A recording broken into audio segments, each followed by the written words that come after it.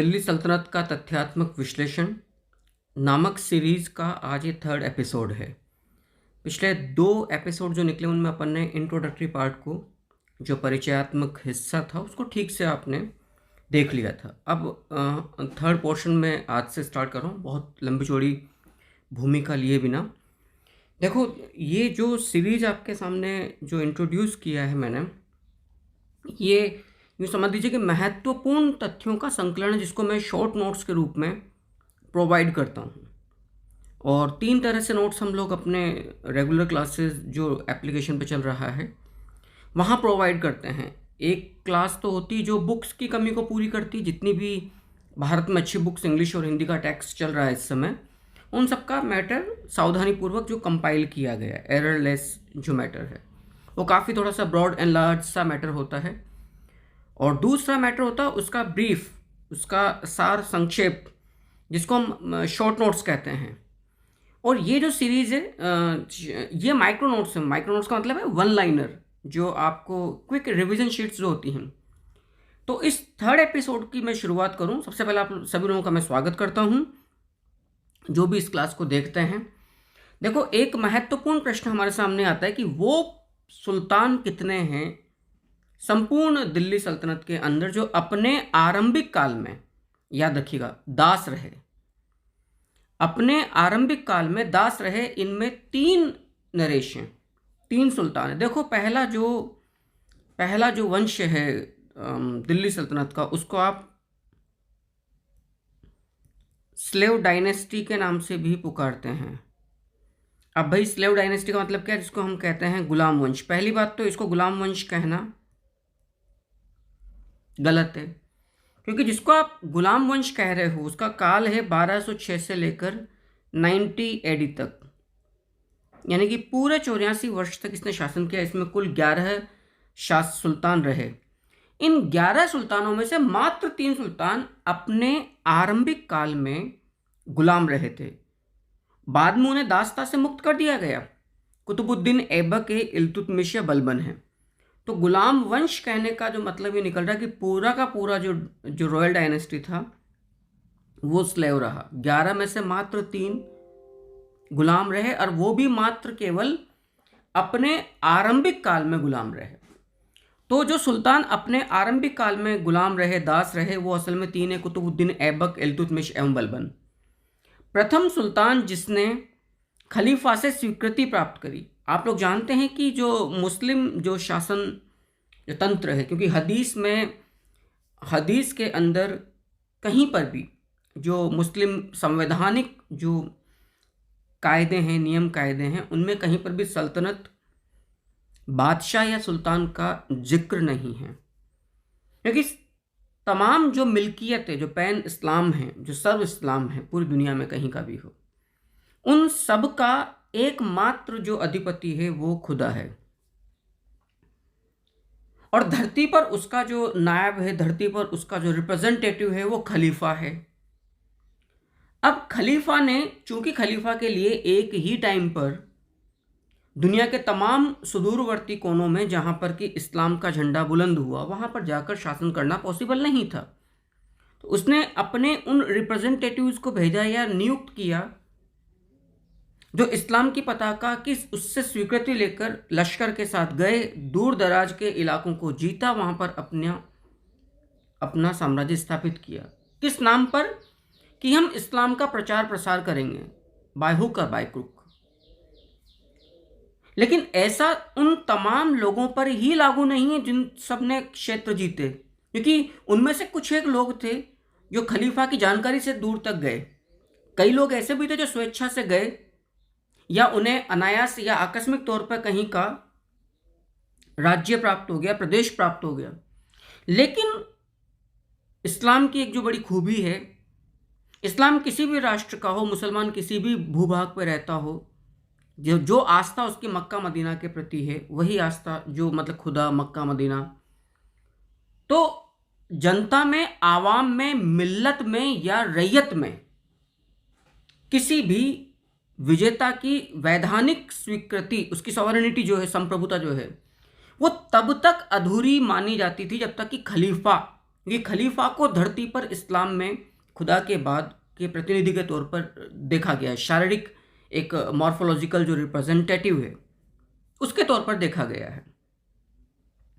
तो अब आप यहां पर इस बात को समझ सकते हैं, देख सकते हैं कि खलीफा की स्वीकृति प्राप्त करना कितना आवश्यक है। हम जानते हैं कि संपूर्ण सल्तनत काल में एकमात्र सुल्तान ऐसा हुआ था खिलजी राजवंश के अंदर, कुतुबुद्दीन मुबारक शाह खिलजी, जिसे स्वयं को ही खलीफा घोषित कर दिया था। उसने कहा there is no need to be. और जिन्होंने दिल्ली सल्तनत का पतन किया, अंत किया, मुगल डायनेस्टी, वो तो खलीफा को कुछ मानने को तैयार ही नहीं थे, क्योंकि बेसिकली जो मंगोल थे वो बेसिकली वो तो बौद्ध थे। इस्लाम तो उन्होंने काफ़ी जाके कन्वर्जन बहुत बाद में जाकर हुआ है। तो आप इस बात को यूं भी समझने का प्रयास करें बहुत अच्छे से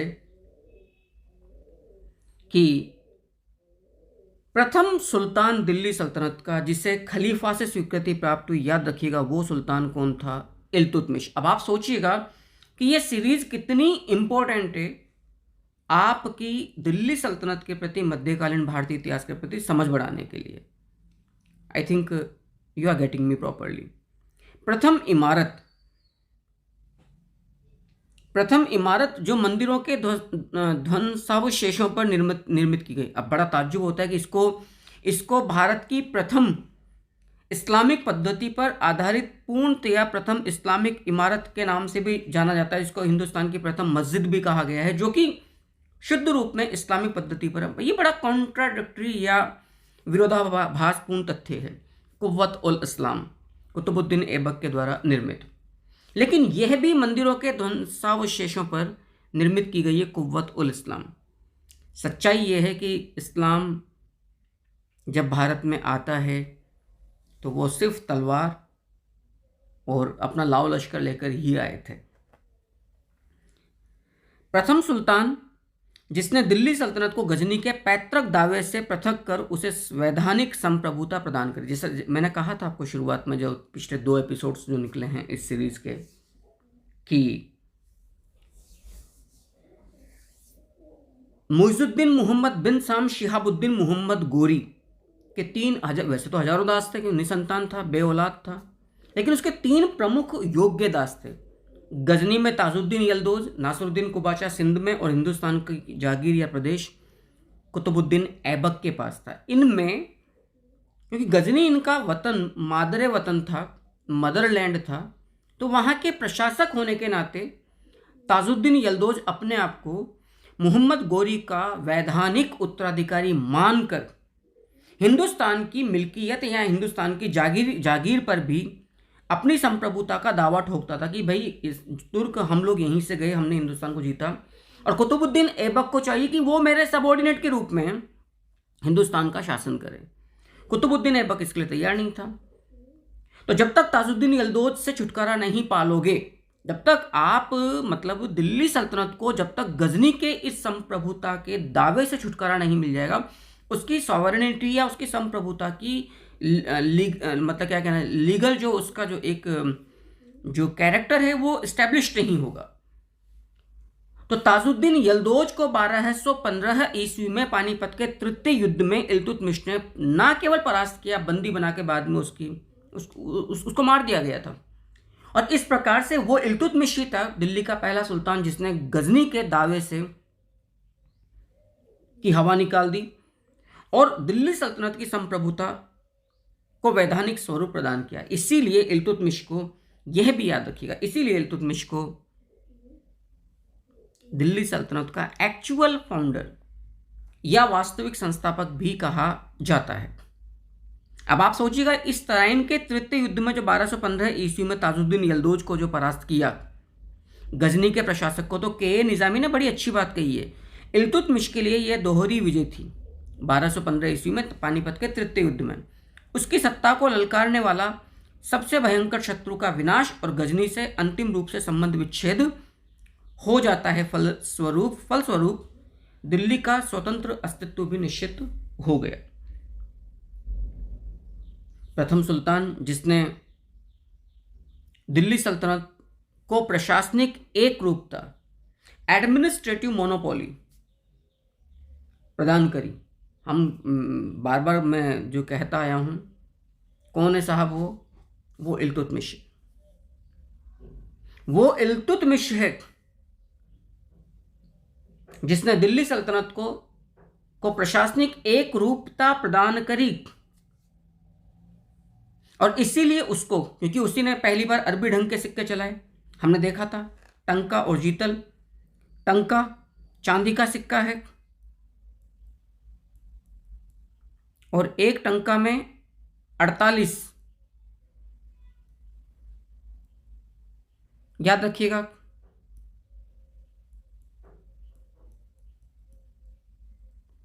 जीतल होते हैं। उसने चालीसा जैसा संगठन बनाया, उसने अक्ता प्रणाली आरंभ करी, राजधानी को लाहौर से दिल्ली ट्रांसफ़र किया। पहली बार जब 1221 में चंगेज़ खान, जो सबसे बड़ा नेता था मंगोलों का, उसके आक्रमण से, उसके गुस्से से दिल्ली सल्तनत को बचाया। इसीलिए इल्तुतमिश को दिल्ली सल्तनत का वास्तविक संस्थापक भी कहा जाता है। क्यों? क्योंकि इसने दिल्ली को सल्तनत की राजधानी घोषित किया 1211 ईस्वी में। इससे पहले याद रखिएगा, इससे पहले दिल्ली सल्तनत की जो राजधानी थी वो राजधानी थी फरवरी 1229 ईस्वी में। जैसा कि हमने कहा कि पहला दिल्ली का सुल्तान इल्तुतमिश था जिसने खलीफा से अपनी सल्तनत की वैधानिक स्वीकृति प्राप्त करी थी। उस खलीफा का नाम था खलीफा अल मुस्तसीर बिल्लाह। याद रखिएगा, खलीफा अल मुस्तसीर बिल्लाह। उससे इसने अपनी सल्तनत की वैधानिक अनुमति प्राप्त करी। इसने पहली बार अरबी ढंग के सिक्के चलाए, मैंने कहा टंका और पीतल के जीतल। इसने अक्ता नामक एक नई प्रणाली स्थापित करी जो असल में भू राजस्व अधिन्यास था। लैंड रेवेन्यू ट्रस्ट था एक तरह का। भू राजस्व अधिन्यास का मतलब इसने वो सिस्टम इस्टेब्लिश किया कि इसने सेनापतियों को, सेना प्रमुखों को कहा कि आप दूर दराज के इलाकों में जाइए, जिस प्रकार से खलीफा ने लोगों को ये इस्लाम के प्रचार प्रसार की जो जिम्मेदारी सौंपी थी। इसी प्रकार से इल्तुतमिश ने कहा कि जो तुर्क सेनापति जिस इलाके को जीत लेगा, मैं वो जागीर उसके नाम कर दूंगा। उस जागीर को अक्ता बोला गया और उसके रिसेप्टर या अधिकारी को अक्तादार कहा गया। अब अक्तादारों का काम क्या होगा? As a governor, as a province administrator, जैसे राज्यपाल गवर्नर होता है जिसको अक्तादार कहा गया, वो शांति स्थापित करेगा, न्याय स्थापित करेगा। उसके राज में खुतबा जो पढ़ा जाएगा वो सुल्तान के नाम पर होगा। सिक्के जो चलाए जाएंगे जो सुल्तान चला रहा है, टंका जीतल, वो लैंड रेवेन्यू कलेक्ट करेगा। एक निश्चित राशि का भू राजस्व जो भी फिक्स होगा स्टेट और अक्ता के बीच में, वो उसको रॉयल ट्रेजर में, शाही राजकोष में जमा करवाना पड़ेगा अक्तादार को। और आवश्यकता पड़ने पर सैनिक सहायता भी मुहैया करवानी पड़ेगी दिल्ली को। तो अब आप इस बात को यहाँ पर समझने का प्रयास करना कि क्या एक प्रकार का ये, क्योंकि अभी तुर्क नवविजित लोग हैं, भारत की, हिंदुस्तान की परंपराओं से नावाकिफ़ हैं, नहीं जानते हैं, इतने रिच उनके पास प्रॉस्परस सोर्सेज नहीं है, ह्यूमन रिसोर्सेज या अदर रिसोर्सेज, कि वो उनको कंट्रोल कर सकें, गवर्न कर सकें। तो उसने ये एक उस ज़माने का जो कंटेम्प्रेरी जो नीड था, उसकी आवश्यकताओं की पूर्ति के लिए इसने सिस्टम इस्टेब्लिश किया। तो अक्ता प्रणाली का जन्मदाता भी किसको माना जाता है? इल्तुतमिश को। नेक्स्ट आइएगा। इल्तुतमिश ने अपने शासन की सुदृढ़ता के लिए 40 तुर्की, याद रखना विदेशी, ताजिक नहीं, बिल्कुल जो विदेशी तुर्की जो गुलाम थे, सिर्फ उनको 40 विश्वस्त, ताकतवर, बुद्धिमान, चतुर, घाघ तुर्की गुलामों का एक दल बनाया जिसे तुर्कान ए चहलगानी या चालीसा के नाम से भी जाना जाता है। 1215 ईस्वी में इसी इल्तुतमिश ने, अभी हमने पढ़ा कि गजनी के ताजुद्दीन यल्दूज को परास्त करके तराइन के 3rd बैटल में गजनी की संप्रभुता के दावे की हवा निकाल दी, फुस कर दिया उसको। तो दिल्ली सल्तनत की वैधानिक संप्रभुता को स्थापित करने का कार्य भी किसका है? इल्तुतमिश का है, राइट। और पहली बार इसने एक नई परंपरा एस्टेब्लिश करी। अपने जीवित रहते, अपने जीवित पुत्रों जो अयोग्य थे उनके रहते हुए पहली बार मध्यकाल में बड़ी बड़ी मतलब अजीबोगरीब सी बात रही होगी। जो पुरुष मानसिकता की सोसाइटी, इस्लामिक सोसाइटी तो वैसे ही मेल डोमिनेंसी वाला मामला है। इसने अपने अयोग्य जीवित पुत्रों के रहते हुए इल्तुतमिश ने अपनी एकमात्र योग्य पुत्री रजिया को अपना उत्तराधिकारी सक्सेसर स्टैब्लिश की। इन तमाम चीजों से इसको हम कहते हैं दिल्ली सल्तनत का वास्तविक संस्थापक इल्तुतमिश। मैं उम्मीद करता हूं कि आपको तमाम बातें समझ में आ रही है। हालांकि बार बार कहना मेरी आदत में नहीं है, मैं हर वीडियो में रिक्वेस्ट करता हूं। थोड़ा अजीब सा लगता है कि जो चीज़ें आप लोगों की तरफ से होनी चाहिए, जब आप लोग क्लासेस को देखते हो, पढ़ते भी हो, लाइक करना है, कमेंट करना है।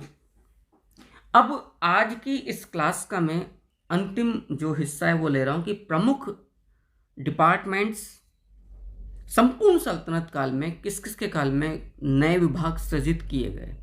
विभाग, पद, उत्तरदायित्व, उन्हें देखिएगा। विभिन्न इंस्टीट्यूशंस, राइट। और ये आज का मैं लास्ट रखूँगा हिस्सा, उसके बाद फिर नेक्स्ट जो पोर्शन आएगा उसमें आप लोग पढ़ोगे। देखिएगा, इल्तुतमिश को हश्म ए कल्ब यानी कि शाही सेना की स्थापना का भी श्रेय जाता है। मैंने बार बार कहा, Iltutmish known as a actual founder of Delhi सल्तनत। शेख उल इस्लाम के पद को सृजित करने का श्रेय भी इल्तुतमिश को जाता है। अब शेख उल इस्लाम कौन है? सुल्तान का रिलीजियस एडवाइजर। याद रखिएगा,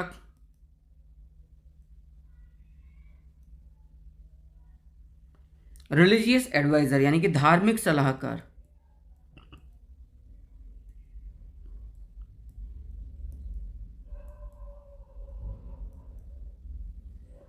चालीसा तुर्कान ए चहलगानी की स्थापना इल्तुतमिश के द्वारा। अख्ता इल्तुतमिश के द्वारा दीवान ए आरिज, मतलब क्या मतलब हुआ? सैन्य मंत्रालय,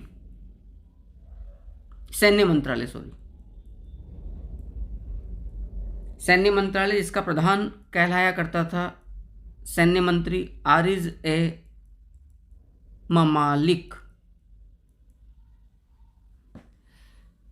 गुप्तचर विभाग की स्थापना भी किसके द्वारा की गई? बलबन के द्वारा।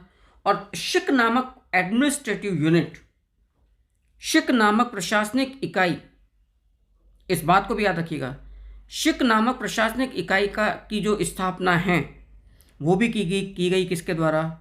बलबन के द्वारा। कौन से वर्ष? 1279 एडी में। 1279 को हिंदी में। तो शिक नामक प्रशासनिक इकाई की स्थापना बलबन के द्वारा, गुप्तचर विभाग की स्थापना बलबन के द्वारा, दीवान ए आरिज नामक नए सैन्य मंत्रालय विभाग की स्थापना बलबन द्वारा। बलबन पहला सुल्तान था जिसने दीवान, जिसको हम एक तरह से अर्थ मंत्री भी कह रहे हैं, संपूर्ण सल्तनत का प्रधानमंत्री, उससे सैन्य अधिकार छीनकर एक नए मंत्रालय, एक नए मंत्री को सौंपा, ताकि वो पद इतना मतलब क्या कहना चाहिए, बहुत ज्यादा शक्तिशाली ना हो जाए। जिसके पास पैसा, जिसके पास सेना हो तो सुल्तान से ही बढ़कर है। उससे बचने के लिए ही तो तुर्कान ए चहलगानी नामक दल का गठन इल्तुतमिश के द्वारा किया गया था। तो ये तमाम इंस्टीट्यूशंस, डिपार्टमेंट्स की स्थापना संपूर्ण सल्तनत काल में अलग अलग सुल्तानों के काल में की गई है। मैं उम्मीद करता हूं कि ये वीडियो आपको अच्छा लगा होगा। मैंने तो इसकी लेंथ कम रखी है, 19-20 मिनट का, सिर्फ इसलिए ताकि आप छोटे छोटे टुकड़ों में पढ़ते रहें, इंपॉर्टेंट चीज़ों को ग्रहण करते रहें और अपने कमेंट्स के द्वारा, अपने विचारों के द्वारा मुझे अवगत करवाते रहे, ताकि इसी प्रकार के नए नए वीडियोज में लेकर आपके सामने आता रहूं। तो इंतज़ार कीजिए नेक्स्ट सेशन का, नेक्स्ट एपिसोड का। तब तक के लिए वंदे मातरम।